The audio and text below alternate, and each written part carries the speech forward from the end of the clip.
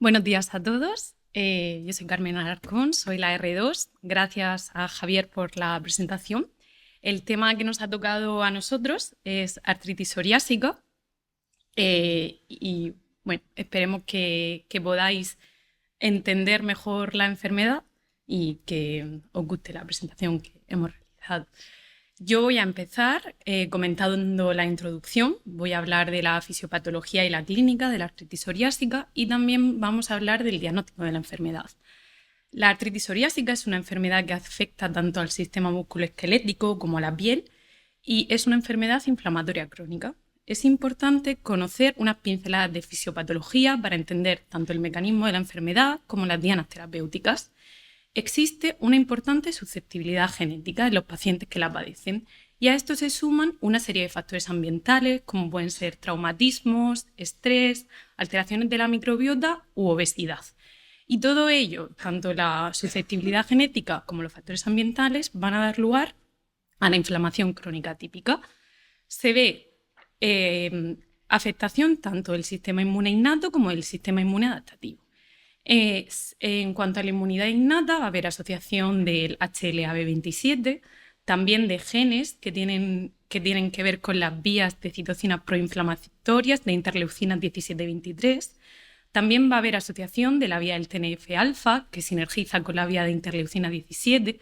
Y en los tejidos afectos va a haber proliferación de mastocitos, neutrófilos y otras células que van a dar lugar a la autoinflamación. En cuanto a la inmunidad adaptativa, se ve asociación de genes de HLA1 y también proliferación clonal de linfocitos T citotóxicos en el tejido sinovial. En cuanto a las manifestaciones clínicas, en primer lugar, tenemos la afectación de la piel, la psoriasis cutánea. También la afectación de las uñas, la onicopatía psoriásica y la clínica a nivel musculoesquelético. Va a ser muy importante hacer una buena anamnesis, preguntar al paciente por los síntomas que tiene y también una buena exploración física. Es importante no tener miedo a desnudar al paciente, pues para ver la clínica cutánea. La psoriasis no solo se va a encontrar en los lugares típicos, como los codos, las rodillas, la zona pretibial, los pies o las manos o el tronco, sino que hay que siempre explorar las zonas de psoriasis oculta, que serían el cuero cabelludo, la zona retroauricular, el pliegue submamario, el periné o el pliegue interglúteo. Siempre hay que explorar estas zonas. En cuanto a las uñas, pues siempre hay que mirarlas y hay que buscar pitting, hay que buscar hiperkeratosis y hay que buscar distrofia ungueal. Y en cuanto a la clínica musculoesquelética, va a ser diversa, va a debutar en forma de artritis periférica, también hay afectación del esqueleto axial, tanto de la columna como de las sacroiliacas, y también va a debutar en forma de dactilitis y dentesitis. Debemos tener en cuenta que hay dos manifestaciones que son típicas y que si vemos a un paciente que las presenta, debemos pensar, entre otras posibilidades, en la artritis psoriásica. Un paciente que nos viene a la consulta con una oligoartritis asimétrica de miembros inferiores y un paciente que presenta artritis en las interfalángicas distales. Serían dos hallazgos característicos de la artritis psoriásica. En esta imagen se ve la dactilitis del cuarto dedo, el dedo en salchicha. Es una manifestación que suele ser fácilmente reconocible tanto por el paciente como por el médico y sería la tumefacción de partes blandas, como podemos ver en la imagen. En esta imagen, en la mano se ve también dactilitis del primer dedo y artritis de la interfalángica distal del segundo dedo. Y en la imagen del pie también dactilitis del primer dedo y artritis del quinto dedo. Y también vemos afectación onicopatía de las uñas, afectación ungueal. Y en esta imagen pues, podemos ver la entesitis del tendón de Aquiles, a tener en cuenta que a veces la entesitis no es tan fácilmente reconocible y debemos apoyarnos en pruebas de imagen para diagnosticarla. En cuanto a las manifestaciones clínicas de la artritis psoriásica a nivel musculoesquelético, se han descrito clásicamente 5 subtipos. Lo más importante es tener en cuenta que los dos tipos más frecuentes son el subtipo de oligoartritis asimétrica y el subtipo de poliartritis simétrica, que sería el patrón similar a artritis reumatoide. Y luego hay 3 subtipos, 3 formas de presentación más minoritarias, que serían la forma de artritis mutilante, la forma de predominio de espondilitis y la forma de predominio de artritis de interfalángica distal. Otras manifestaciones clínicas fuera de la clínica cutánea y de la clínica articular sería la afectación oftálmica. Siempre hay que preguntar al paciente por disminución de la agudeza visual, por molestias oculares, por ojo rojo, por dolor ocular. Es frecuente que los pacientes con artritis psoriásica asocien uveitis y va a ser más frecuente en aquellos pacientes que sean HLA-B27 positivos. También en la anamnesis tenemos que preguntar siempre por clínica digestiva, ya que se ha visto que los pacientes con artritis psoriásica asocian de forma más frecuente colitis ulcerosa y enfermedad de Crohn. Por tanto, a un paciente con artritis psoriásica en la consulta debemos preguntarle si ha tenido periodos de diarrea, de dolor abdominal, productos patológicos en heces. Siempre también debemos preguntar por estos síntomas. Y la clínica digestiva, la afectación de enfermedad inflamatoria intestinal, va a ser más frecuente en aquellos pacientes con artritis psoriásica que tienen afectación axial. En cuanto a la epidemiología de la enfermedad, pues se ve un pico de incidencia entre los 30 y los 50 años.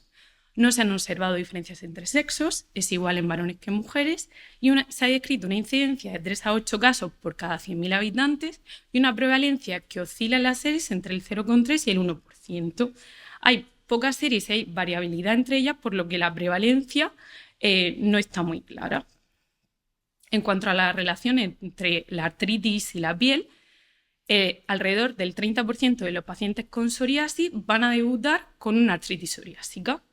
Se ha visto que los distintos tipos de psoriasis, ya sea una psoriasis en placas, una psoriasis pustulosa o una psoriasis gotosa, da igual el tipo de psoriasis porque se ha visto la misma prevalencia de artritis psoriásica.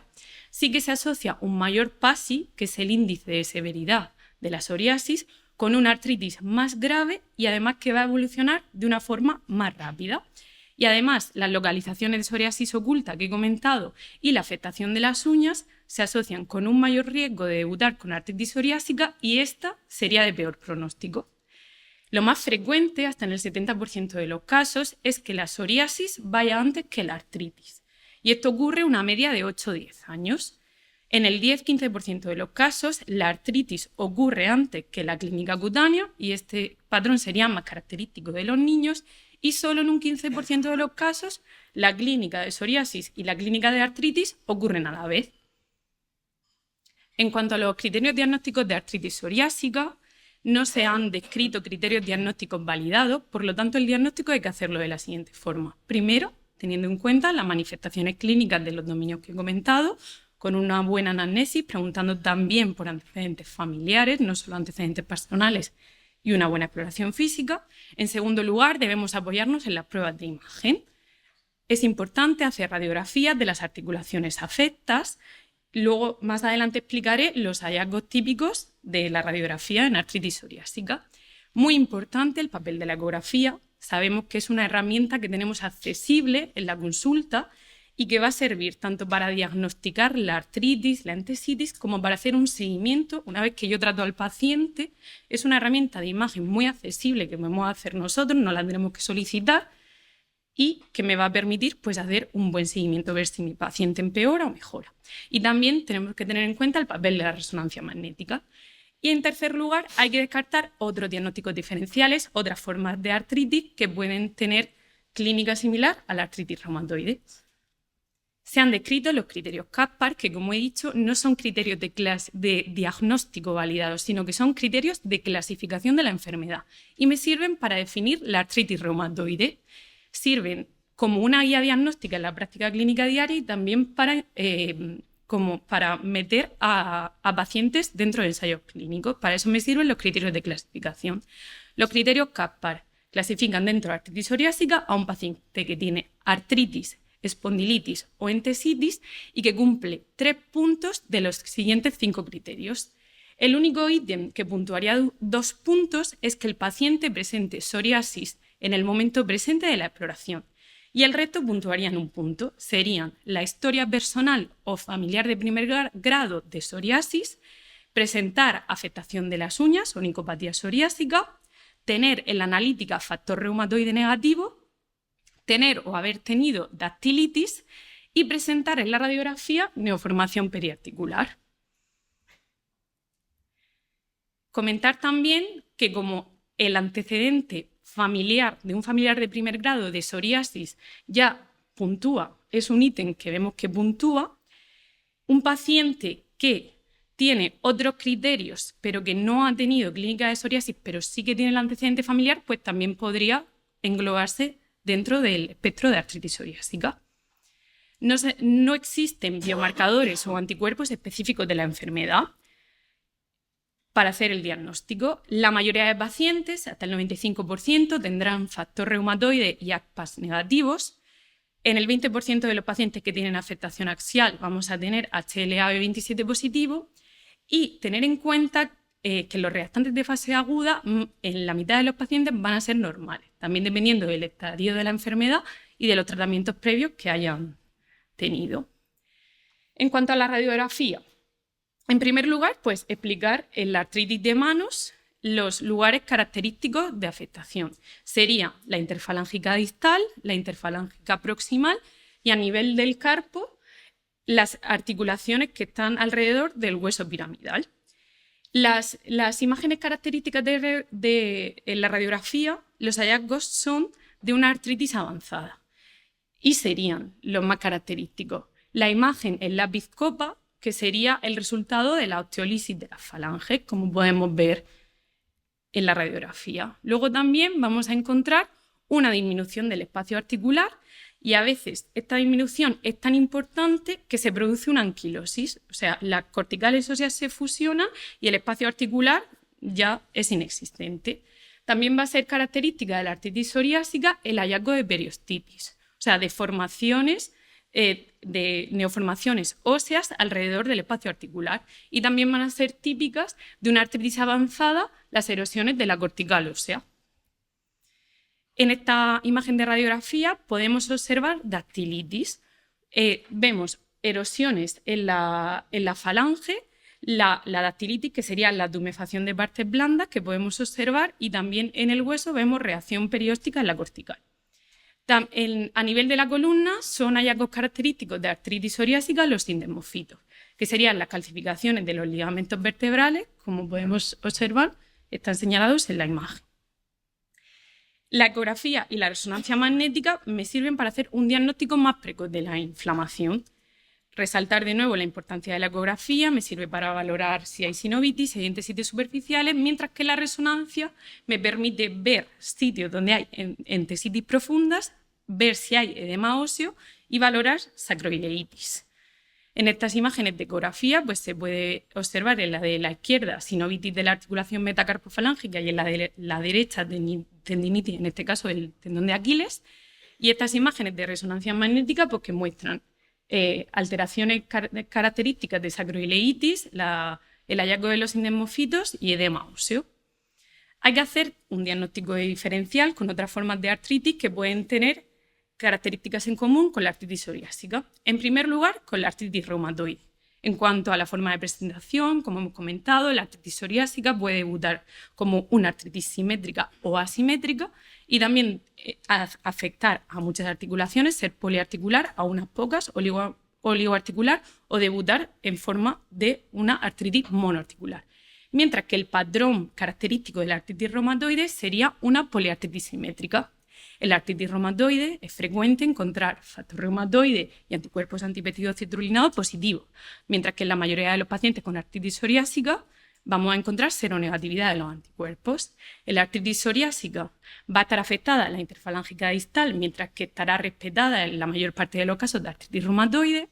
La afectación de la columna y de las sacroiliacas va a ser frecuente en artritis psoriásica, mientras que en artritis reumatoide, en principio, la afectación axial está respetada, solo estaría afectada las primeras 2 vértebras cervicales, pero en estadios avanzados de la enfermedad.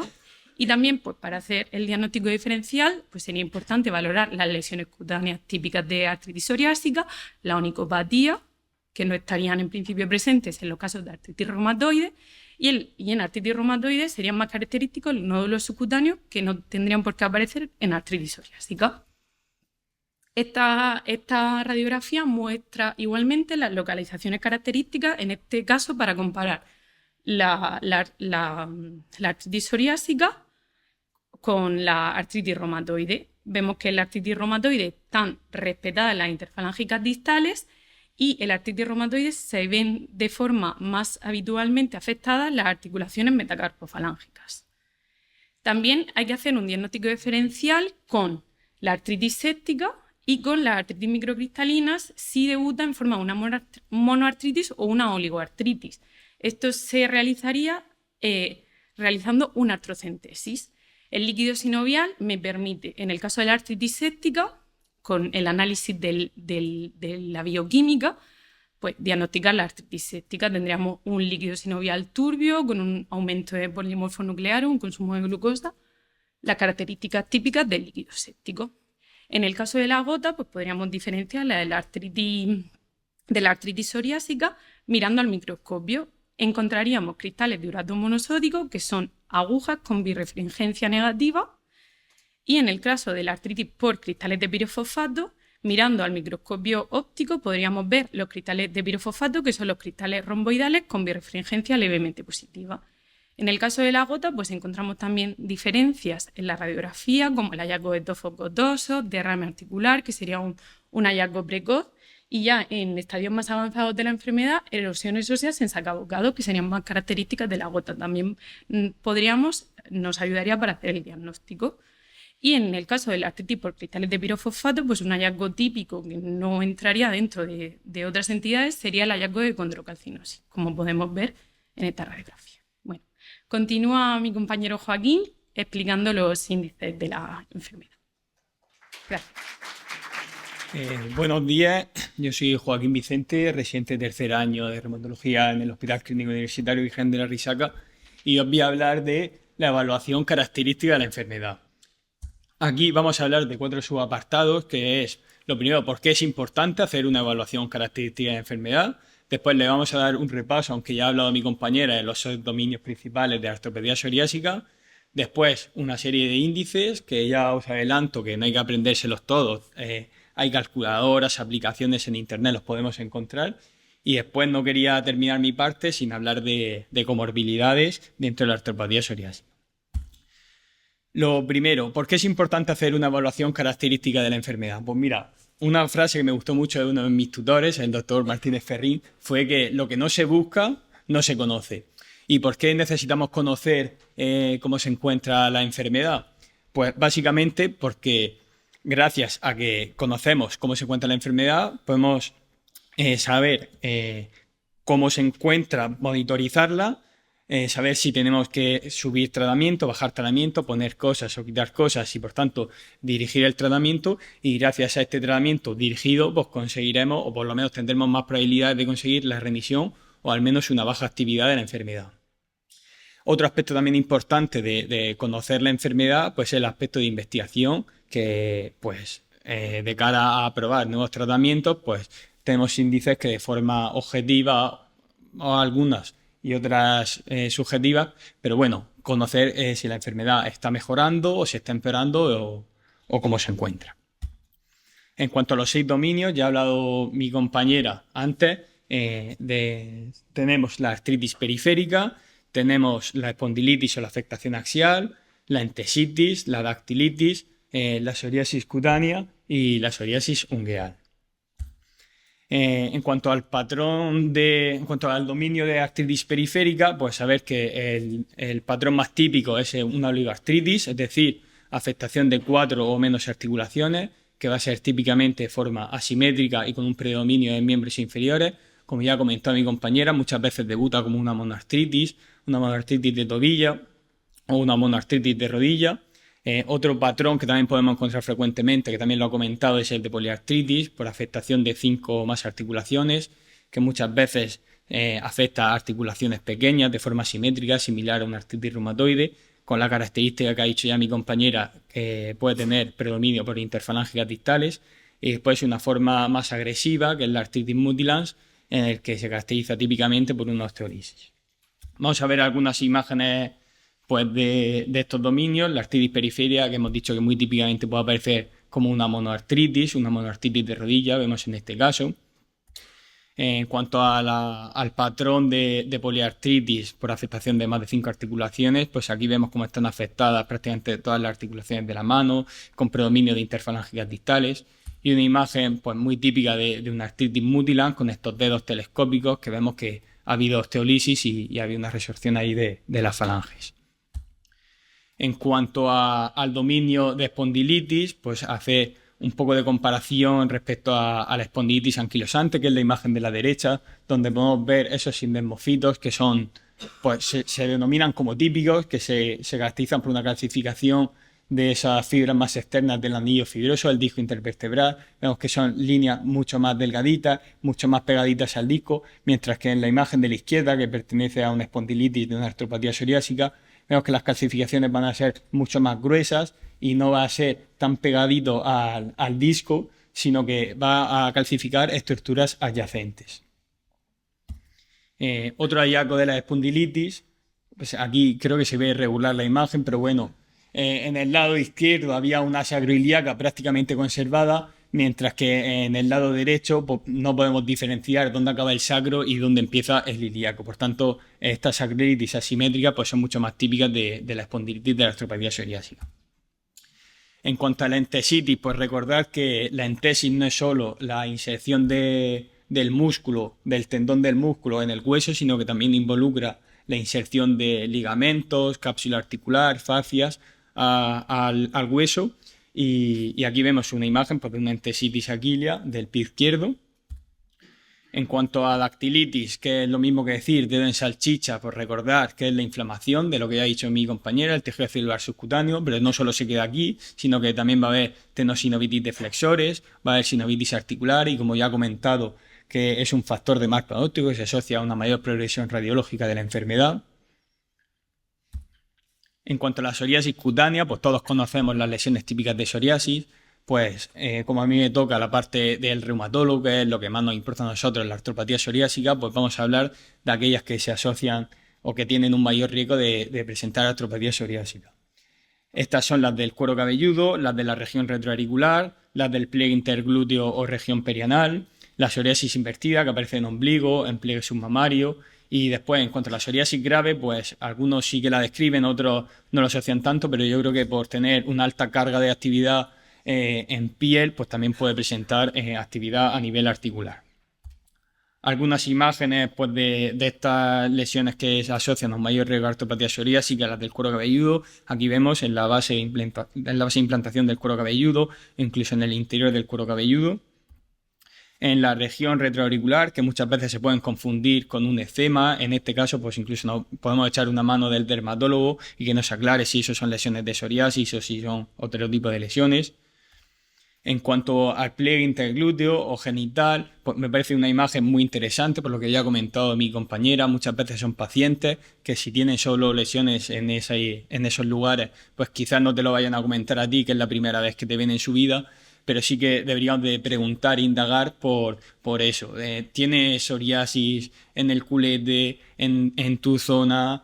Pues preguntarle, incluso en revisiones futuras, cuando ya tengamos un poquito más de confianza con el paciente, pues incluso decirle que si nos puede mostrar por lo menos el pliegue interglúteo, pues sería interesante, ¿no? Muchas veces tenemos una artritis seronegativa que no nos cuadra con ninguna, no tiene lesiones a nivel de la columna, no parece una espondilitis anquilosante, no parece un Reiter, no parece una asociación de enfermedad inflamatoria intestinal y a lo mejor encontrarle una plaga de psoriasis en el pliegue interglúteo o detrás de la oreja o buscarle bien en el cuero cabelludo, pues te da la pista de lo que le está pasando al paciente.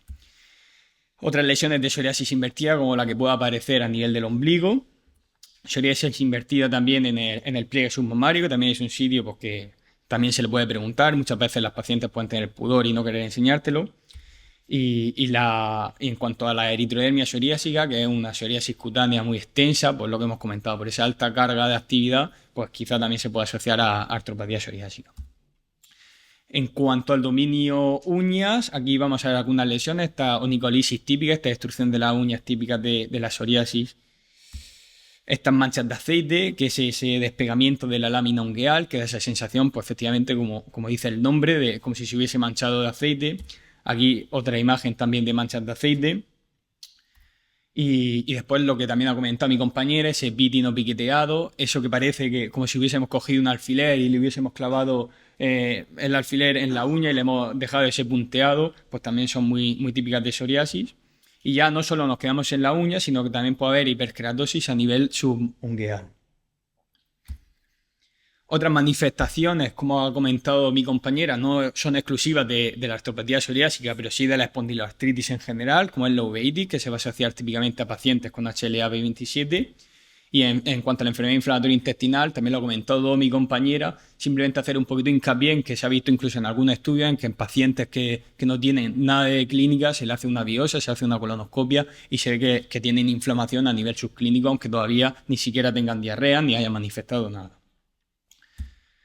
En cuanto a los índices, lo que he comentado, antes de nada, eso que existen calculadores, existen aplicaciones, los podemos buscar por internet, no hay que memorizar ni lo que hay que meter, ni los valores, todo lo encontramos en estos sitios. Vamos a ver índices por dominios, vamos a ver índices globales y después de otros aspectos también básicos en cómo se encuentra la enfermedad, que también son importantes para los pacientes, como es el dolor, la función física y capacidad, la calidad de vida, después algunos índices de desenlace, índices compuestos que se van a utilizar sobre todo en investigación. En cuanto al dominio de artritis periférica, pues los dos más sencillos son el número de articulaciones dolorosas, que es totalmente subjetivo por parte del paciente, es decir, documentar el número de articulaciones que nos diga él que le duelen, y después tenemos el número de articulaciones tumefactas, que es más objetivo, o por lo menos es subjetivo, pero desde el punto de vista del médico, porque es evidenciar de estas articulaciones cuántas de ellas están evidentemente inflamadas. Un índice compuesto de artritis periférica en el que además del número de articulaciones dolorosas y número de articulaciones tumefactas vamos a añadir otros 3 valores, un objetivo totalmente como es la PCR, medida en miligramos de decilitro, y después 2 índices que nos los va a comentar el paciente de 0 a 10, donde 0 es que se encuentra bien y 10 que se encuentra muy mal, que es en cuanto a actividad de la enfermedad en la última semana y el nivel de dolor articular en la última semana. Esto lo metemos, existe la calculadora, lo metemos y nos va a dar un valor. Entre 0 y 4 puntos se considera remisión y cuantos más puntos tenga, pues ya se consideraría actividad baja, moderada o incluso alta. En cuanto a la dactilitis, pues existen numerosos índices, pero simplemente con que nos quedemos con documentar el número total de dedos afectados, es decir, pues dejar escrito en la historia clínica si tiene dactilitis, pues de 2 dedos del pie derecho, de 2 del pie derecho y 1 de la mano, pues dejarlo escrito.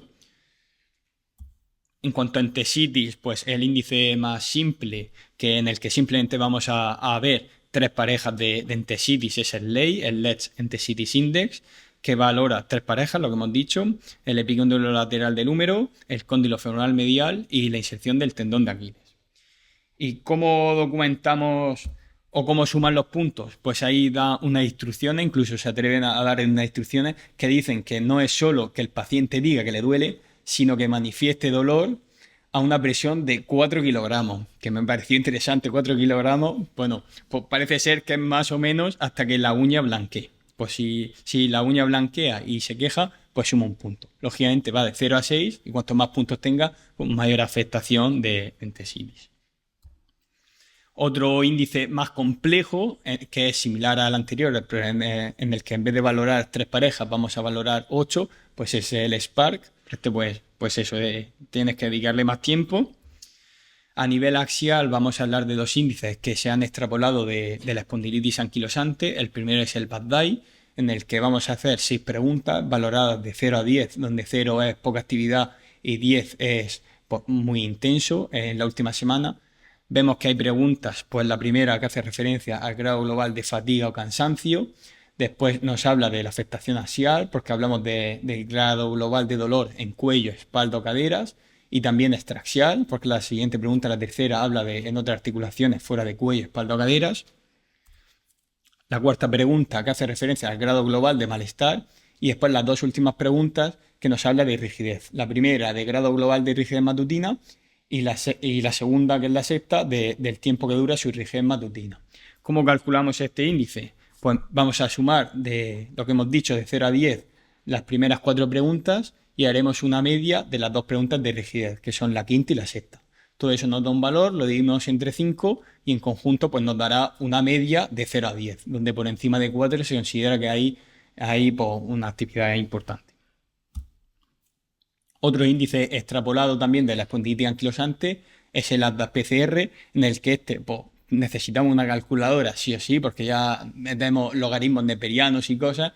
Entonces vamos a valorar tenemos que meter 5 datos, que son el dolor de espalda de 0 a 10, la duración de la rigidez matutina, el grado global de actividad por parte del paciente, el dolor periférico hinchazón y un valor objetivo que es la PCR.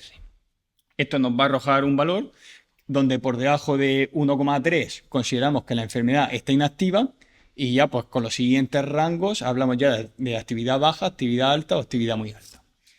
Y no solo se queda aquí, sino que incluso descensos, habla de que descensos por debajo de 1,1 puntos o descensos por debajo de 2 puntos, pues ya hablamos de un cambio clínicamente importante o todavía más importante.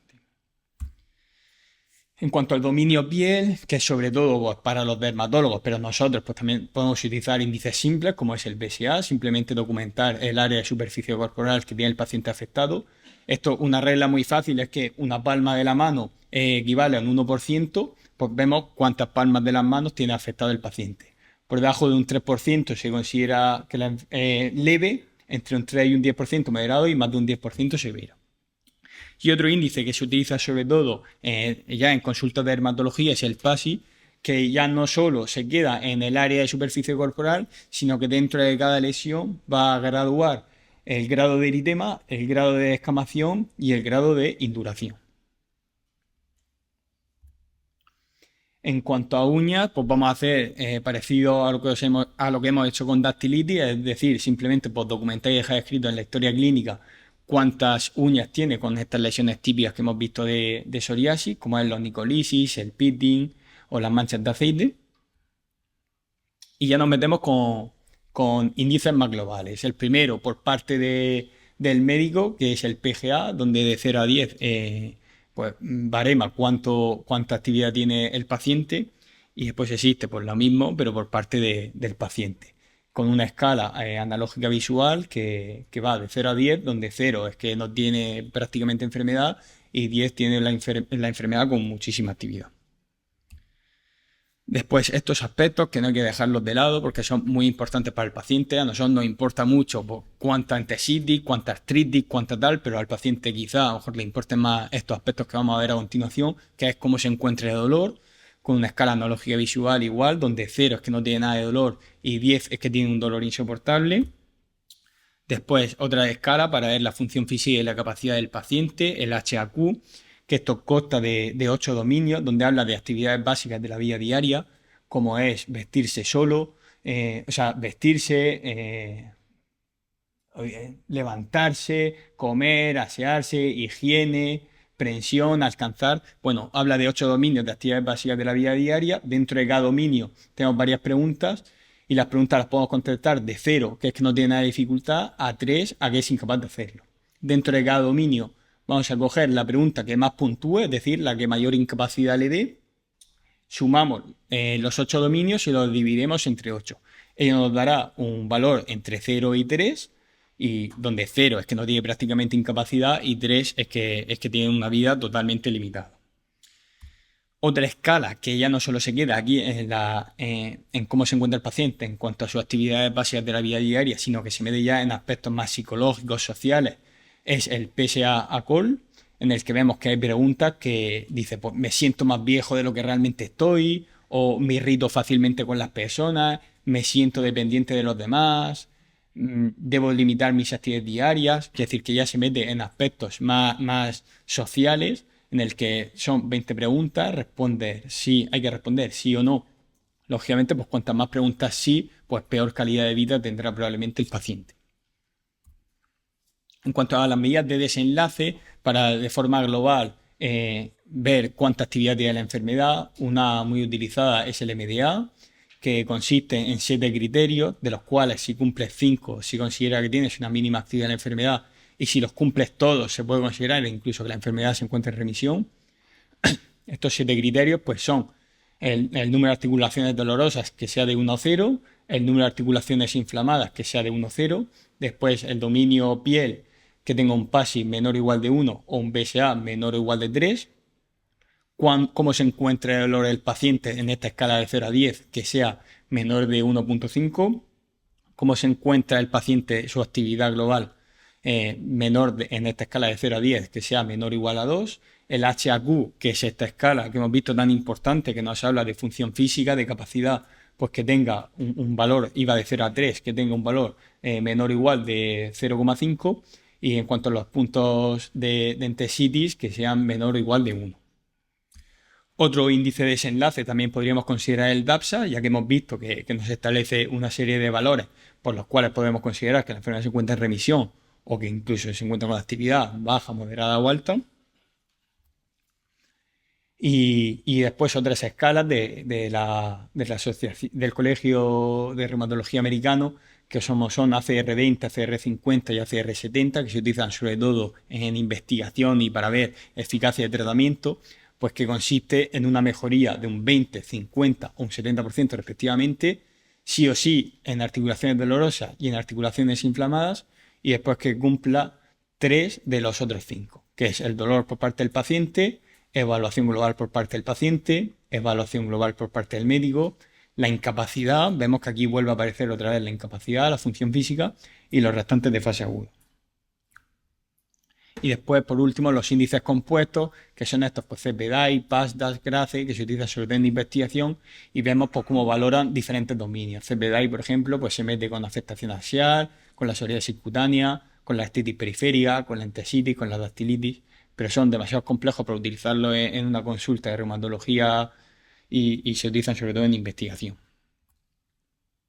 Y por último, ya se ha hablado esta mañana un poco de esto, pero que está de moda hacer hincapié en que las enfermedades en general reumatológicas, procesos inflamatorios crónicos, pues conllevan un mayor riesgo cardiovascular. De hecho, la Sociedad Europea de Cardiología ya mete dentro de los modificadores del riesgo de enfermedad cardiovascular condiciones inflamatorias, entre ellas pues, la de lupus eritematoso sistémico, artritis reumatoide y de una psoriasis que afecte a más de un 10% o que requiera terapia sistémica, que es la mayoría de un gran porcentaje de nuestros pacientes. Aquí un metaanálisis que se hizo viendo el riesgo de infarto, por ejemplo, en pacientes con psoriasis, donde vemos que simplemente por tener psoriasis leve ya tienes un aumento del riesgo de infarto y que si esa psoriasis en vez de ser leve es severa, pues el riesgo de infarto todavía se aumenta más. Y aquí esta tabla de score, que la habremos visto todos infinitas veces, pues simplemente mencionar, como vemos, que dice que en los pacientes con psoriasis que tengan afectación de más de un 10% o que sean candidatos para tratamiento sistémico, habría que multiplicar el score que te salga por 1,5, es decir, que son pacientes que tienen un mayor riesgo cardiovascular del que le tocaría. Dentro de los factores de riesgo cardiovascular clásicos, pues es fundamental controlar el resto, ya que es un paciente que ya de por sí, por tener psoriasis, tiene un riesgo cardiovascular elevado. Entonces, pues, sin meterme tampoco profundamente en todo, pero dar unos pocos valores. En cuanto a la tensión, dice, según la Sociedad Europea de Cardiología, que se considera presión arterial no elevada, ya está en la sistólica por debajo de 120 y una diastólica por debajo de 70, o sea, estamos bajando cada vez más el umbral. Y aquí simplemente ver pues, cómo en un algoritmo de tratamiento de la hipertensión arterial, vemos que en pacientes en la rama del medio, que tras calcularle un score que esté entre 5 y 10, si tiene una enfermedad autoinmune, va directamente a medidas higiénico-dietéticas y si no hay un adecuado control de la tensión, incluso medidas farmacológicas. En cuanto a dislipemia, pues recordar que esto, igualmente sacado de la Sociedad Europea de Cardiología, vemos que tras calcularle un score, que recordamos hay que multiplicarlo por 1,5, pues la mayoría de nuestros pacientes deben tener un LDL por debajo de 100 y si incluso han tenido, o si tienen otros factores de riesgo cardiovascular, han tenido antecedentes de infarto, ictus y demás, pues puede ser que incluso el LDL haya que bajarlo por debajo de 55. En cuanto a la diabetes mellitus tipo 2, pues las recomendaciones generales, mantener una hemoglobina glicosilada por debajo de un 7%. En cuanto a obesidad, pues el límite parece que se pone en sobrepeso obesidad, es decir, tener un índice de masa corporal por debajo de un índice de masa corporal por debajo de 30. En cuanto a factores de riesgo cardiovascular clásicos, como son el tabaco y el alcohol, pues lógicamente evitarlo en estos pacientes que ya vuelvo a incidir que tienen un mayor riesgo cardiovascular por el hecho de tener una psoriasis o una artropatía psoriásica. Y en cuanto al sedentarismo, pues también evitarlo, incentivar a estos pacientes a que hagan ejercicio físico de forma regular. Y espero que sigáis conservando alguna neurona y os dejo con mi compañera, la doctora Pérez. Vale. Buenos días. En primer lugar, quería agradecer las palabras de nuestro tutor y que es recíproco a los dos tutores, ¿vale? Y no es peloteo. Entonces, y al jefe que también ha venido. Vale, voy a hablar de las recomendaciones del tratamiento. Para ello me he basado sobre todo en las últimas presentadas por la EULAR del 2023 y también voy a hacer algún aporte del grupo GRAPPA del 2021 y no voy a mencionar las americanas porque son del 2018. Entonces, empezamos con las europeas que cuentan con 7 principios generales. Al ser la artritis psoriásica una enfermedad multidisciplinar y heterogénea, requiere un tratamiento multidisciplinar, que a la hora de elegir el tratamiento debemos de tener en cuenta eficacia, seguridad, preferencias del paciente y costes.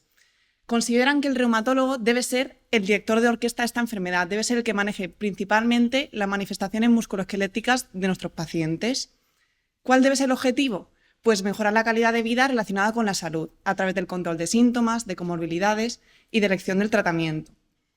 Para ello, debemos considerar todas las manifestaciones musculoesqueléticas y las extraesqueléticas, así como las comorbilidades que ya ha comentado mi compañero. Tanto esta como la eficacia, seguridad y la del reumatólogo son pequeños matices con respecto a las previas. Y hay un principio nuevo que habla de que hay que tener en cuenta el modo de acción de las terapias que queremos iniciar a la hora de el beneficio, riesgo-beneficio en nuestros pacientes. Estas recomendaciones se centran mucho en las manifestaciones musculoesqueléticas, mientras que las del GRAPPA hablan más de otros dominios, ¿vale? Una diferencia importante. La GRAPPA también tiene unos principios generales que el tratamiento debe ser una elección compartida con el paciente, que hay que conseguir la remisión clínica o la baja enfermedad de la actividad, que el manejo clínico pues, incluye una historia clínica completa, exploración física, como han comentado muy bien, medidas del paciente y análisis de laboratorio y pruebas de imagen. Importante, me ha parecido a mí, que hablan las GRAPPA del uso de biosimilares y también de la optimización del tratamiento. Entonces, hablan que para emplear un biosimilar, este debió ser aprobado a través de una revisión adecuada, con reevaluaciones periódicas y debe haber farmacovigilancia en estos pacientes. Además, hay que tener muy en cuenta la posible inmunogenicidad que producen. Se acepta la extrapolación de biosimilares que se hayan estudiado en otras patologías a la artritis psoriásica. En principio, la decisión debería involucrar tanto al clínico como al paciente y el ahorro que suponen los biosimilares debería emplearse en que estos fármacos lleguen a mayor población. En cuanto a la optimización, estaría recomendada en pacientes que han alcanzado la remisión clínica y de nuevo debe involucrar al paciente. Tenemos que informarle de las posibles contras que tiene esta optimización o incluso la suspensión del tratamiento. Entonces, pacientes que han conseguido una remisión clínica, se va disminuyendo el fármaco y llega un momento en el que puede volver la enfermedad. Y en estos pacientes puede ser que reiniciando el tratamiento no se consiga de nuevo la remisión. O puede ser que empecemos a descender, no se mantenga la remisión y tampoco sabemos qué puede pasar con las comorbilidades de estos pacientes si no le estamos tratando de forma adecuada. Entonces, empezamos con las recomendaciones. He hecho tablas, muchas tablas, ¿vale? Que voy a ir poniendo el nivel de evidencia, el grado de recomendación y los cambios que hay respecto a las guías previas. Entonces, el objetivo principal, remisión o baja actividad, ¿vale? Mediante evaluaciones periódicas y ajustar el tratamiento según el momento en el que esté el paciente. El tratamiento inicial de las manifestaciones musculoesqueléticas deben ser los antiinflamatorios no esteroideos vía oral y, en caso que proceda, infiltraciones locales con glucocorticoides. Aquí un matiz con respecto a las guías previas es que incluían los glucocorticoides por vía oral, pero en estas ya no. Vale, pues empezamos con la artritis periférica. En principio, estaría indicado el inicio de metotrexato como FAME convencional si la afectación articular es poliarticular o si es mono o oligoarticular y tiene factores de riesgo de mal pronóstico, como puede ser ya daño radiográfico, afectación ungueal, elevación de reactantes y una afectación cutánea. En caso de que fracase al menos un fármaco convencional, estaría ya indicado iniciar un fármaco biológico, aunque no se especifica el fármaco biológico, mientras que las guías GRAPPA sí que se meten un poquitillo más en la elección del fármaco biológico. De hecho, posiciona a los anti-TNF por delante de los fármacos convencionales. Y sí que ponen anti-TNF, anti-interleuquina 17, 23 e inhibidores de la JAK por delante, por ejemplo, del inhibidor de interleuquina 12, 23 y de la Premilas. Otro matiz, ¿vale?, es en cuanto al uso de los inhibidores de la JAK. Los recomiendan si ha fracasado al menos un fármaco biológico o si este fármaco biológico no es apropiado en nuestro paciente. Esto es la novedad. Y hablan de la Premilas si la forma articular es leve, si hay fracaso a un fármaco biológico o si el fármaco biológico o el inhibidor JAK no es apropiado en nuestro paciente. En cuanto a otras manifestaciones musculoesqueléticas, la entesitis, sin cambio con respecto a guías previas, sabemos que recomienda a las guías iniciar un fármaco biológico si fracasa los antiinflamatorios no esteroideos o infiltraciones de glucocorticoides locales sin pasar por el fármaco convencional. En cuanto a la afectación axial dentro de la artritis psoriásica, es parecido. Se prueba primero con antiinflamatorios no esteroideos y si esto fracasa, tendríamos que pasar ya a fármaco biológico, un anti-TNF, una anti-interleuquina 17A o anti-interleuquina 17AF o un inhibidor de la JAK. Y aquí la actualización es que los ponen al mismo nivel, los inhibidores de la JAK con los fármacos biológicos. Y la dactilitis se mete un poco más la grapa y habla de recomendación fuerte a los anti-TNF, anti-interleuquina 17, inhibidores de la JAK y la Premilas, y una recomendación condicional antiinflamatorios no esteroideos a infiltraciones de glucocorticoides, a metotrexato, que esto en otras previas no lo incluía, y a la Batacet, porque no han demostrado tanta eficacia en los ensayos. Vale. Otra actualización con respecto a las previas es el apartado que hacen acerca del tratamiento de pacientes con artritis psoriásica, con una afectación cutánea extensa, con uveitis o con enfermedad inflamatoria intestinal. También nos hablan de que nuestros pacientes con afectación cutánea, si no han sido revisados previamente por un dermatólogo, deberíamos enviarlos. Entonces, en piel estaría indicado quedarnos con IL-17 y 23, ya sea anti-interleuquina 17A o AF, anti-interleuquina 23 o anti-12-23. En pacientes que además de artritis psoriásica presenten uveitis, estarían indicados como fármacos biológicos los anti-TNF, pero no el etanercept, porque se vio incluso que podía empeorar la clínica. Y en pacientes con enfermedad inflamatoria intestinal, quedarnos con que la anti-interleuquina 17 empeoraba. Entonces podemos utilizar anti-TNF, anti-interleuquina 23, anti-interleuquina 12-23 o inhibidores de la JAK. En cuanto a la afectación ungueal, esto es de la guía GRAPPA, porque tampoco la Seular lo mencionaba mucho, y entonces prácticamente también se puede utilizar cualquier biológico, anti-TNF, anti-interleuquina 17, anti-interleuquina 23 y 12-23. ¿Y qué pasa? Porque esto está muy bien que el paciente nos llega, le ponemos el primer fármaco, pero ¿qué pasa si este no va bien? Pues recomiendan cambio de fármaco biológico dentro de la misma línea o otra línea o incluso a un inhibidor de la JAK directamente, que esto es también una actualización, porque antes no lo posicionaban como el primer cambio. Y también hablan levemente de disminuir esa optimización del tratamiento si se conseguía la remisión clínica. Vale, entonces, como he mencionado al principio bastante que había que individualizar el tratamiento o esos pacientes que no es apropiado, ¿qué comorbilidades, aparte de las que ha comentado Joaquín, tenemos? Pues pacientes con riesgo cardiovascular elevado, tendríamos que tener precaución con el uso de antiinflamatorios no esteroideos y con el uso de inhibidores de la JAK. En pacientes con fallo cardíaco congestivo, precaución con los glucocorticoides y deberíamos evitar los anti-TNF. En pacientes con historia de trombosis venosa profunda tendríamos que tener precaución con el inhibidor de la JAK. El metotrexato hay que tener precaución en pacientes con obesidad, evitarlo en pacientes con hígado graso o con hepatitis B o C. Y tendremos que tener precaución con todos los biológicos apremilas inhibidor de la JAK en pacientes con hepatitis B y C, VIH, tuberculosis y malignidad reciente. Por eso siempre pedimos serologías tanto al inicio como si queremos cambiar el tratamiento. Importante también, pacientes que tenemos en consulta que coexisten la artritis psoriásica con esclerosis múltiple, hay que evitar el anti-TNF. De hecho, en algunos estamos poniendo antiinterleuquina 17. Y en pacientes con historia de depresión deberíamos evitar o tener precaución, mejor dicho, con el apremilast. Vale, entonces, tenemos un paciente que lo estamos diagnosticando ya de artritis psoriásica. Hemos medido los índices, tiene actividad, hay que tratarlo. Entonces, ¿cuál es el esquema? Así como resumen. Pues si tiene poliartritis o monooligoartritis con factores de riesgo, como hemos visto, el inicio debería ser con un fármaco convencional. Metotrexato es el que más se posiciona en las guías o similares. Pacientes con monooligoartritis sin factores de riesgo, pacientes con entesitis o con afectación axial, empezamos con antiinflamatorios no esteroideos o con infiltraciones locales de glucocorticoides si es susceptible. Vale.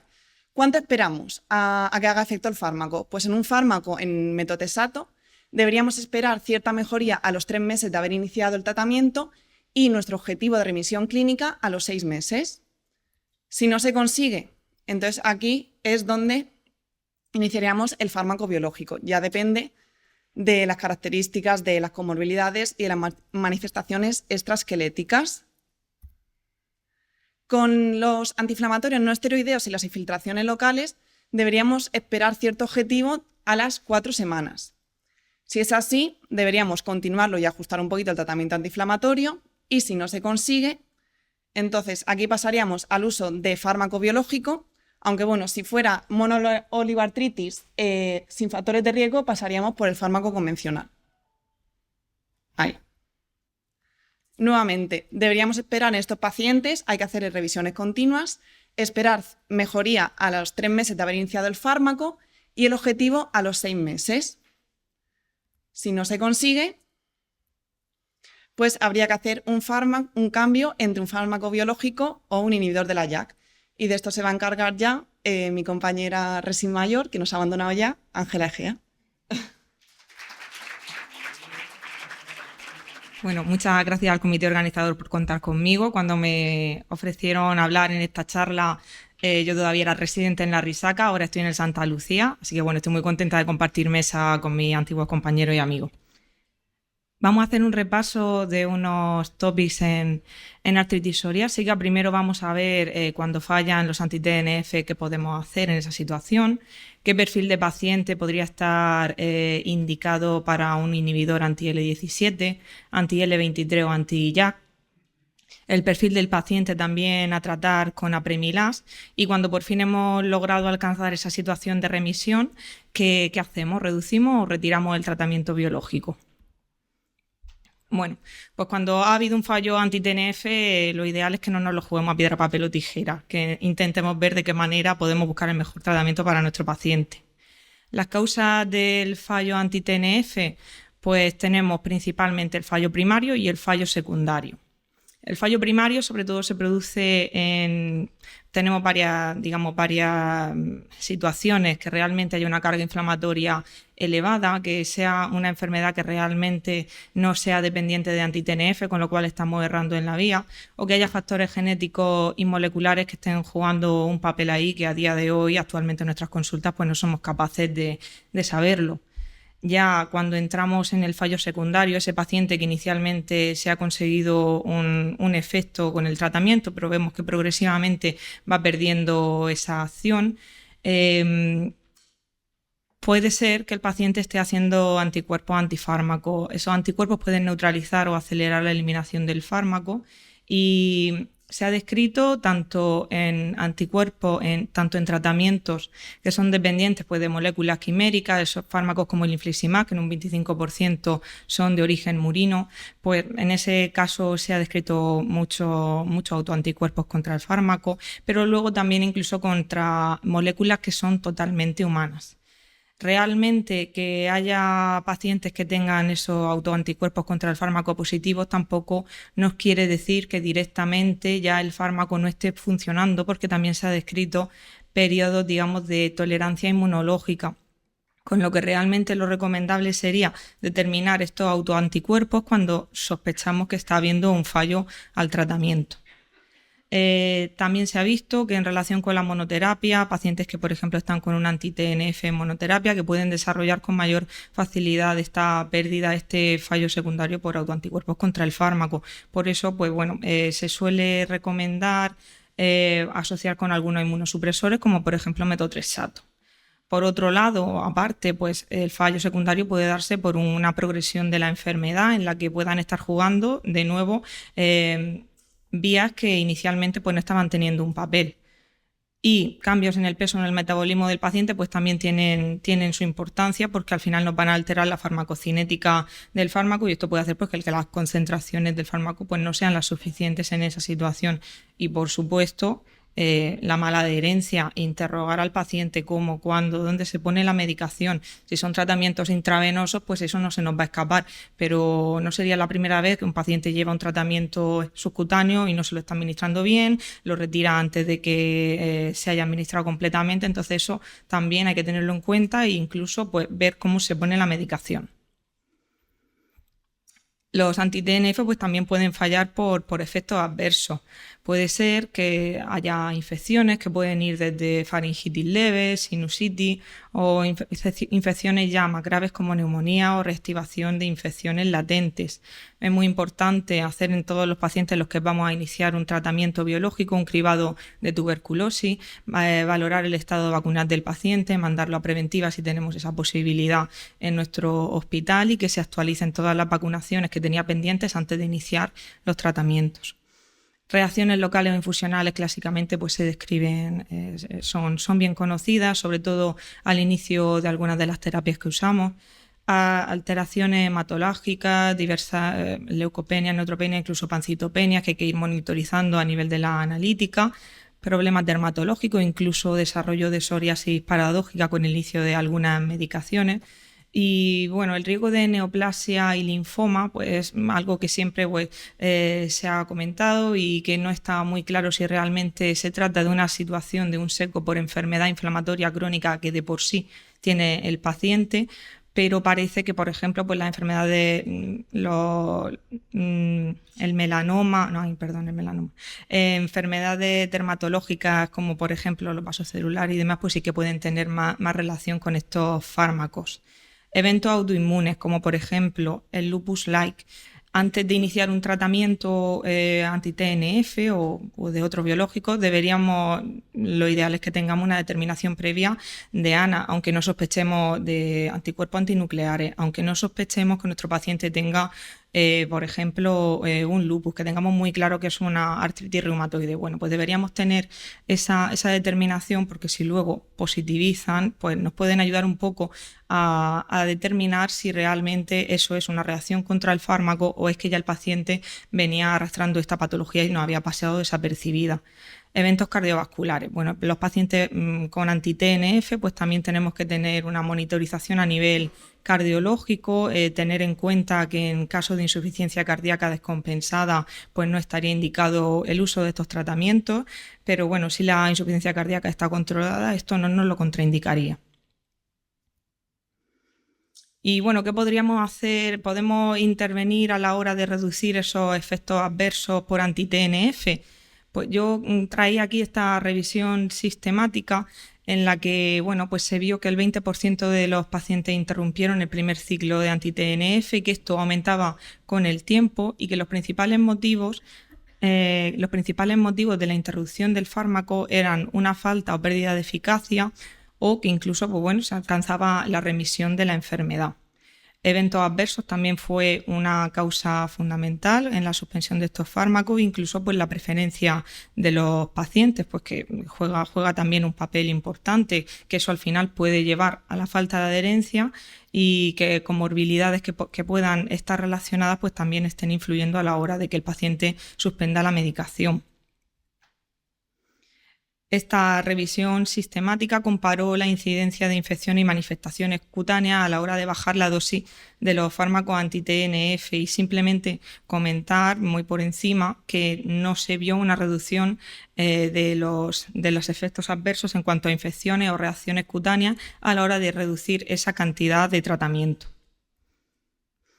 Y bueno, pues nos encontramos en esta situación en la que tenemos diversos fármacos que podemos aplicar a nuestros pacientes con artritis psoriásica, ese fallo anti-TNF. Y bueno, ¿qué hacemos? Hay muchas vías que podemos usar. Vamos a hacer un muy breve repaso para que quede un poquito claro en esta situación en la que ha fallado el anti-TNF, si hay alguna recomendación fuerte o algo que esté muy claro que tengamos que hacer cuando nos ha fallado el primer tratamiento anti-TNF, que es la pregunta fundamental de este topic. La guía de 2018 de la ACR y de la Fundación Nacional de Psoriasis pues establecen como dos ramas principales. Pacientes que estaban en tratamiento con anti-TNF en monoterapia y pacientes que estaban en tratamiento con anti-TNF y metotrexato. En esta situación vemos que hay 3 ramas fundamentales. A ver si puedo usar esto. No. Sí, vale, sí, perdón. 3 ramas fundamentales y bueno, dan preferencia ante el fallo de anti-TNF en monoterapia, dan preferencia al anti-TNF por encima del IL-17, IL-1223, abatacept, tofacitinib o incluso de añadir metotrexato en esta situación.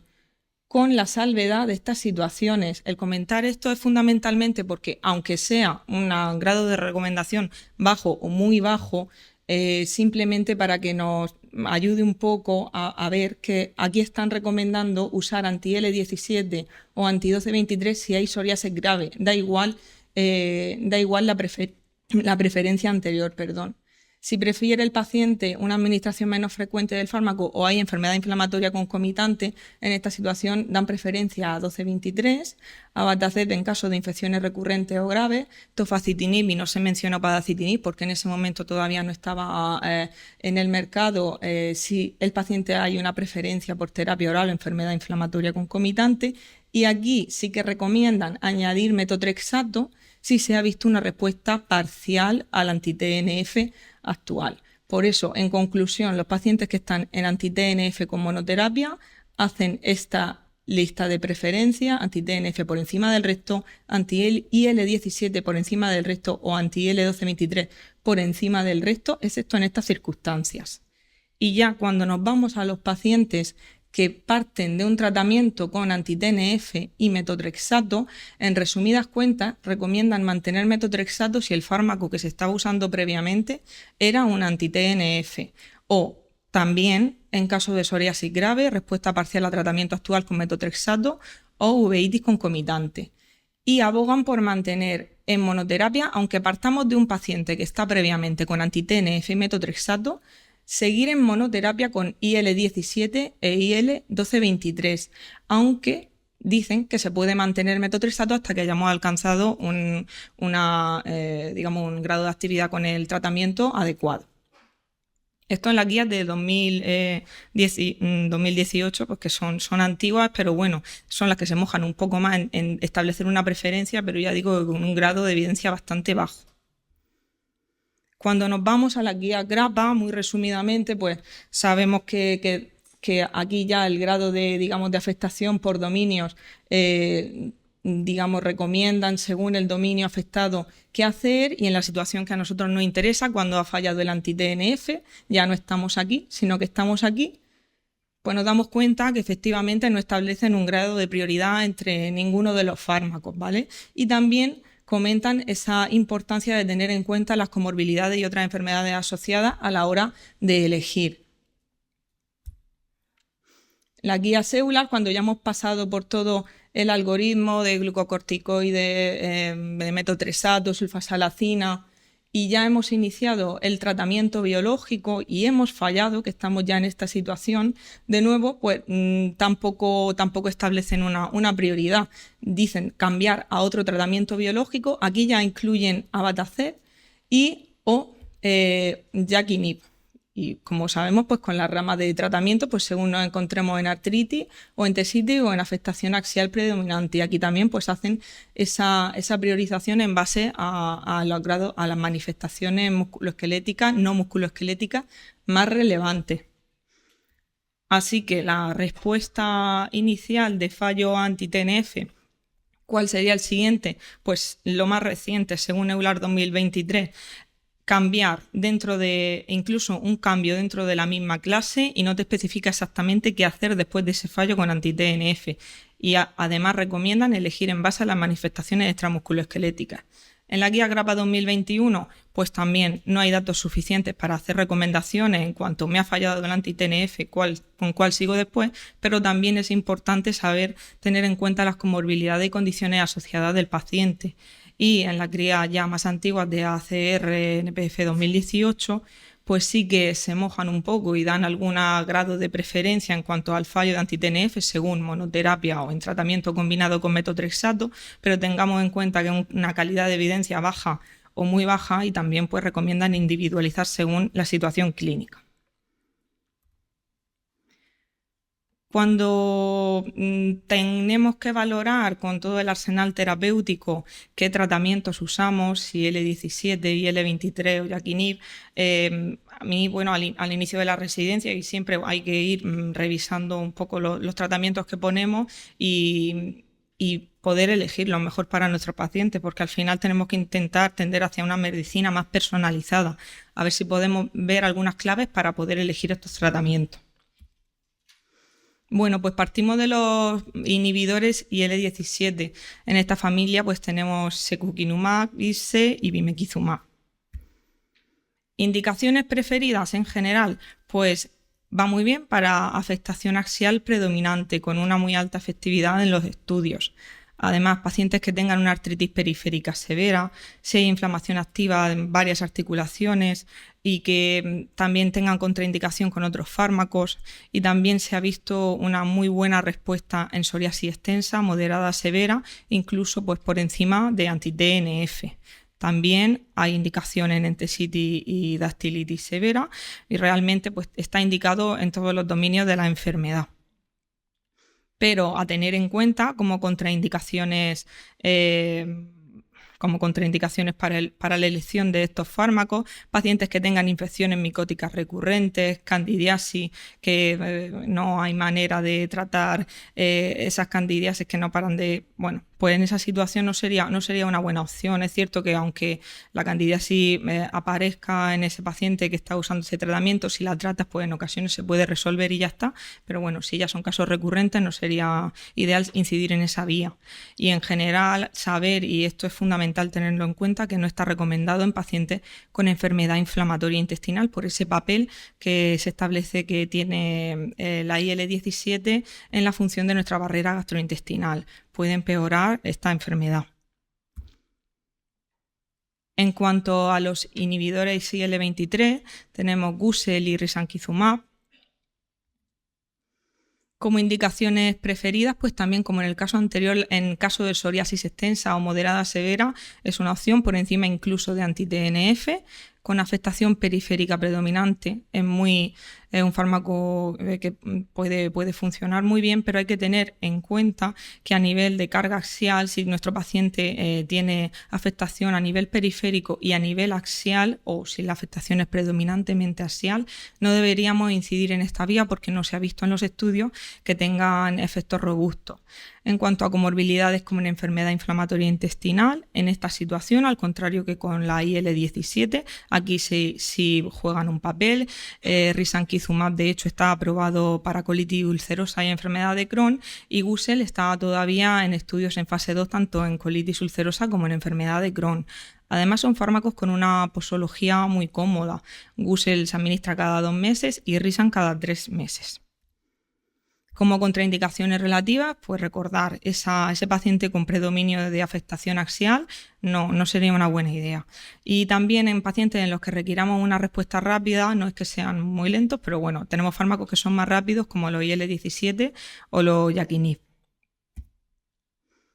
Cuando vamos a revisar los tratamientos con inhibidores JAK como tofacitinib y upadacitinib, Las indicaciones en general preferidas, el perfil de paciente sería un paciente con afectación axial y periférica combinada, que en general sea refractario e intolerante a otros tratamientos biológicos, también con afectación en dominios como entesitis y dactilitis, y tener en cuenta que en enfermedad inflamatoria intestinal pues también tiene su indicación, UPA en las dos patologías, en colitis ulcerosa y Crohn, y TOFA actualmente en colitis ulcerosa. Además, una de las grandes ventajas que tienen estos fármacos es el tratamiento vía oral, que permite a los pacientes más aprensivos pues quitarse ese proceso de autoinyectarse los fármacos, acudir al hospital de día a ponerse la medicación. Como precauciones o contraindicaciones, pues tener en cuenta que tiene un riesgo aumentado de desencadenar un herpes zóster. De hecho, lo recomendable sería vacunar a los pacientes que van a llevar este tratamiento, llevar precaución también con pacientes más mayores, sobre todo los cuales tienen un riesgo cardiovascular o trombótico, un riesgo de malignidad más elevado. Esta tabla resumen pues puede ayudar a incidir en esas vías, en esas partes, en esos dominios de la enfermedad en los que los tratamientos pues son más adecuados. Cómo incidimos pues en esa afectación a nivel de piel, de la vía de IL-17 y IL-23, que se ha visto superior, y pues recordar que la IL-23 pues no es una buena opción pues a nivel axial. El resto pues en mayor o menor medida pues sí han demostrado efecto a nivel del resto de dominios. Y como resumen de ese perfil de paciente que vamos a tratar con IL-17, 23 o JAK-INHIB, la IL-17 pues es artritis psoriásica con una afectación que sea cutánea, que sea severa, que tenga una carga musculoesquelética elevada, incluso una carga axial. No recomendamos si tiene el paciente enfermedad de Crohn o colitis ulcerosa. Y además también en pacientes que necesitemos una respuesta rápida es una muy buena opción. La IL-23 en pacientes que tengan, como el anterior, una psoriasis cutánea predominante, también artritis psoriásica activa, severa, pero que no tengan una carga axial importante. Son seguros en enfermedad inflamatoria intestinal. Gusel es cierto que, como he comentado, está todavía en fase 2, y risankizumab sí que está aprobado para las dos patologías de enfermedad inflamatoria. Esa comodidad posológica, paciente que a lo mejor le cuesta adherirse al tratamiento, pues también los IL-23 juegan un papel aquí. Y los inhibidores JAK, pues en general diríamos un paciente pues que no tiene factores de riesgo cardiovascular, que ha sido refractario a varias líneas de tratamiento, una enfermedad poliarticular severa y que también tengan enfermedad inflamatoria intestinal, como en el caso de UPA, que tiene las dos indicaciones, y TOFA, que tiene solo colitis ulcerosa. Tratamiento que da una rápida respuesta, que además es oral y tiene esa comodidad añadida. Y una vez visto estas tres vías, nos podemos plantear qué perfil de paciente podemos tratar con apremilast. En general sería pacientes con una artritis psoriásica de leve a moderada, una entesitis que tampoco sea importante y que no asocie un daño estructural significativo, pero en general no se recomienda de primera elección en casos de artritis ya severa o con una afectación axial más marcada.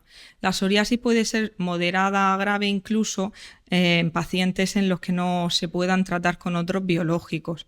Y además, pues bueno, hay que tener en cuenta que sean pacientes con bajo riesgo de progresión estructural. Hay que revisar la radiografía, ver un poquito si estamos ante una enfermedad más o menos agresiva.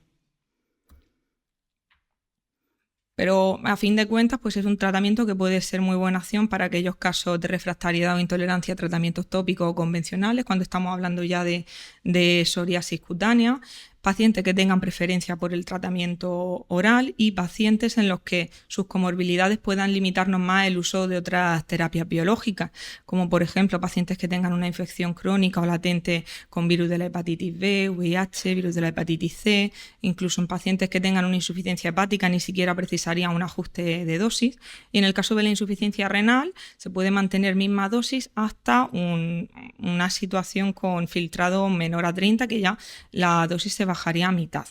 Pacientes que tengan un antecedente oncológico, en principio pues no habría contraindicación para indicarlo, y no se ha visto tampoco que se asocie a eventos cardiovasculares ni trombóticos.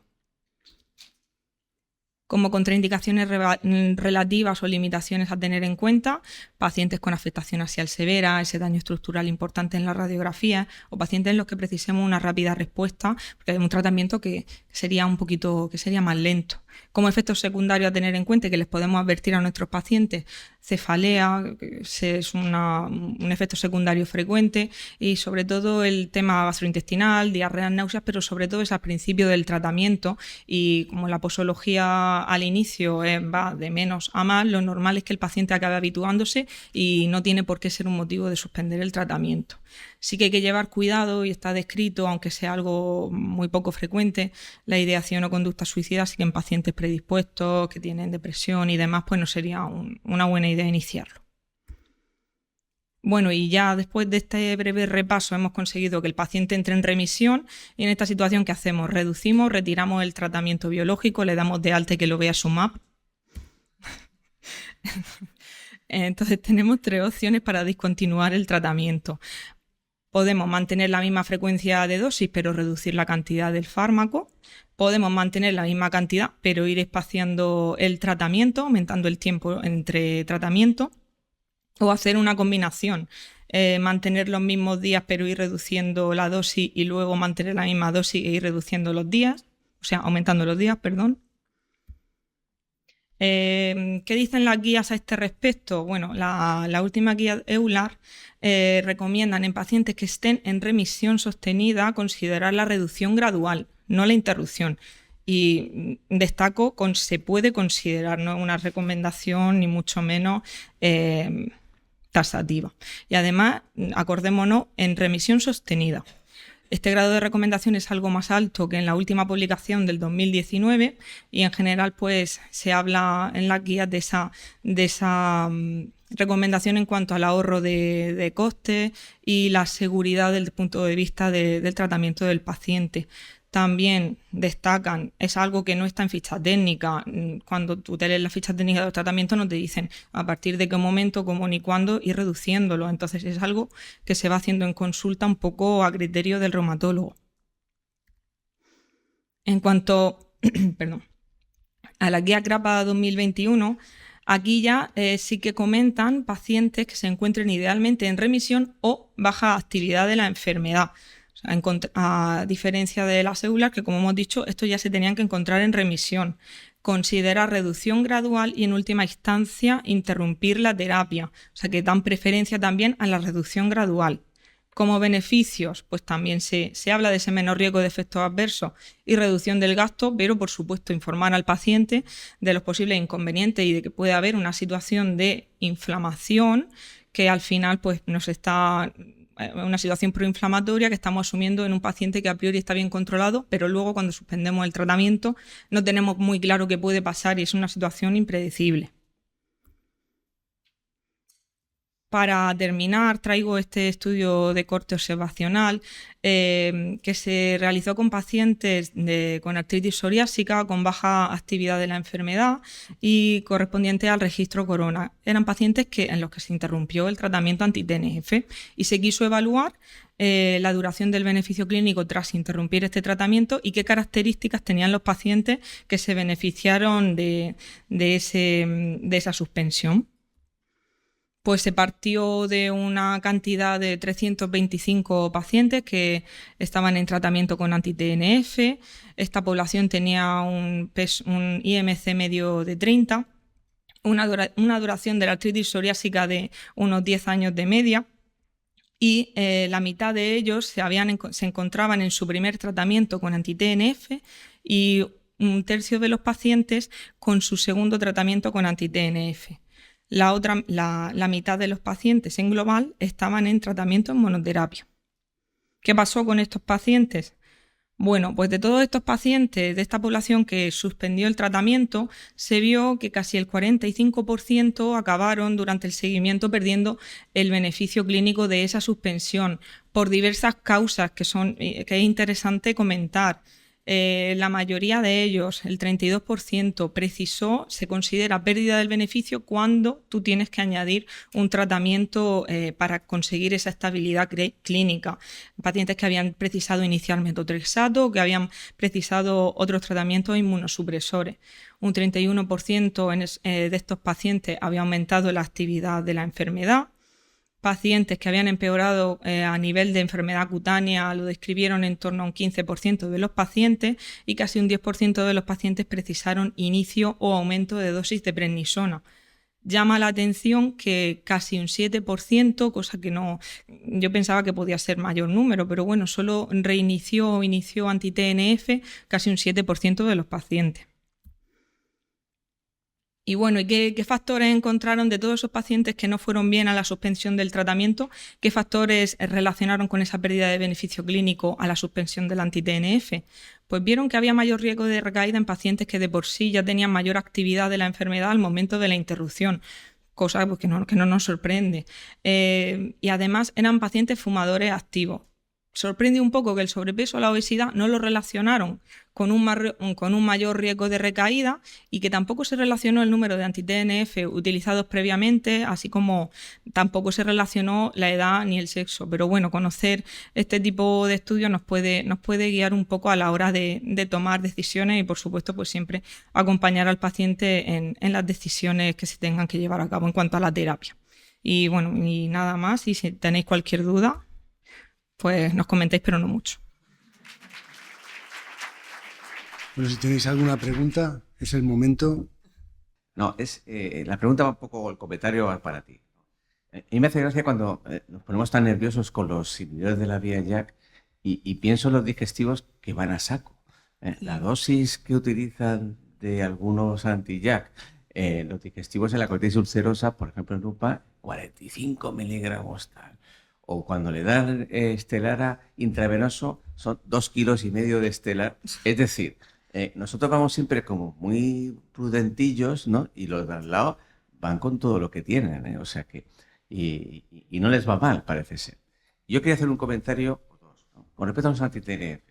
Cuando falla el anti-TNF, algunos sabéis que nosotros en Villajoyosa pues seguimos haciendo lo de los niveles de anti-TNF, que los digestivos lo hacen en toda España.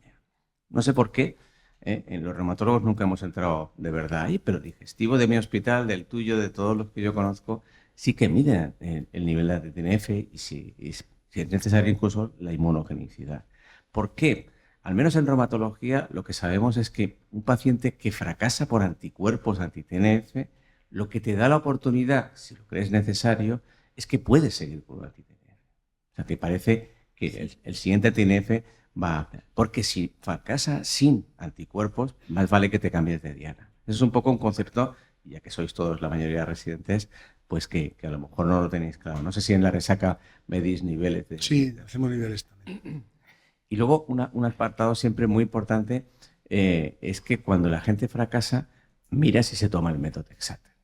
Porque es que muchas veces, chica, déjatelo, porque total, como estabas bien, pues ahí es donde empieza el problema. Muchos de ellos, especialmente la adalimumab, en monoterapia, pues hace mucho más anticuerpos que cuando está asociado al metotrexato, que inhibe la formación de anticuerpos. Eso por ahí.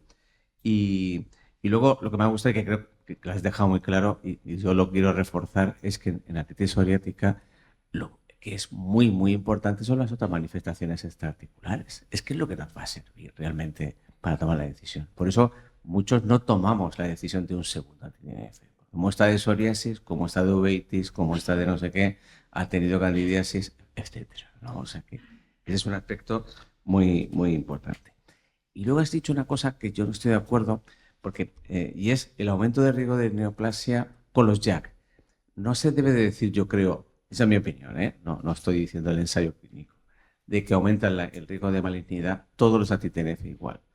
El TOFA, por el Surveillance, se llevó por delante el TOFA por el tema del pulmón, de la neoplasia del pulmón. Pero es que los otros anti-JAK, que ya tienen datos de 9 y 10 años, no han demostrado en observacionales que haya un aumento realmente de la malignidad.